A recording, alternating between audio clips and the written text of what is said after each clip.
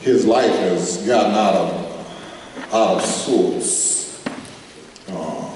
Had a certain kind of vision and was raised a certain kind of way, prepared to live a certain kind of life, and then life itself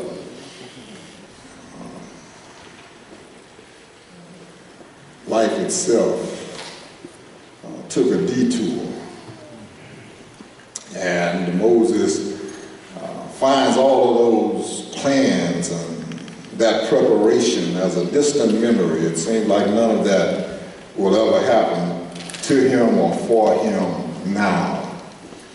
He was trained to be a leader, and he finds himself a shepherd, not a leader of men, at best a corraler of sheep, and not even his own sheep, his father-in-law's flock. He was trained to be on the equivalent of 1600 Pennsylvania Avenue in Egypt, and now he finds himself in Cut and Shoot, Texas, and none of it's going. That's a real place. And none of it's going the way he had planned, and years have passed. He's in a foreign land, and he's taken up family there, and he's got a child there, but there's still something longing in his spirit. He names his child Gershom, which means I am a sojourner. He knows he's a pilgrim in a place that he was not designed for. It doesn't fit right to him, and he spends years dealing with it. Why you know, Pastor? Because if you name your child your condition, you're dealing with it. And so he is struggling. He doesn't name his child about his hopes and dreams. He names his child out of his pain. Gershom, I am a sojourner, pilgrim in a foreign land. You out there? And so often when we make tragic mistakes, instead of welcoming God in,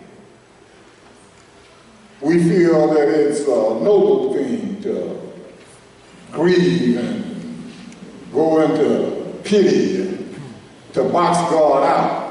We think somehow that we honor God by talking about how undeserving we are. And we think we do God justice to talk about how, if this is all it is, then that's okay because we know what we did. Well, come on. But God reframes the question for Moses. Moses says, who am I? And God does not answer him. The reframing of that is to say, doesn't matter who you are. Well, that's what the question is. Doesn't matter who you are. Which is also to say it don't matter what you did. Y'all will have to help me. I can't. My wife just sent me a text saying, she tell me that clock is wrong. She always thinking about y'all. She didn't want me to think I had an hour and 56 minutes left. She sent me a text saying, I remember that clock wrong. So if you don't want me to use all of that horrible time,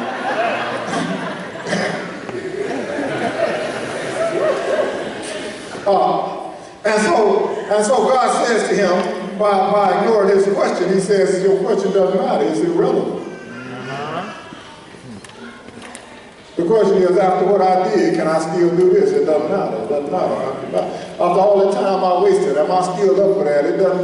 Your waste time don't matter. After all the mistakes I made, your mistakes don't matter. The fact that I got it wrong last time, the fact that you got it wrong last time doesn't matter. All I've been through, the fact that you've been through stuff doesn't matter.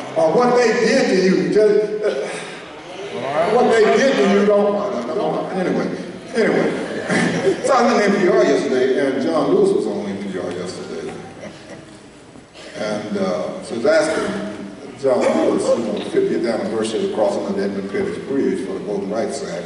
First time they went tried to cross the Edmund Pettus Bridge. The police came out and beat him down. The first person they hit was John Lewis, and for years he had neurological problems because of the blow on his head. His speech is still slurred because of the blow on his head. He said, now, when I was crossing that Edmund Pettus Bridge 50 years ago, if somebody had said, John Lewis, and he couldn't even talk, he was talking through his tears, he was talking, he could barely get it out. He said, if somebody had said to me, with my head bleeding and wide open, my skull cracked, John Lewis, 50 years from now,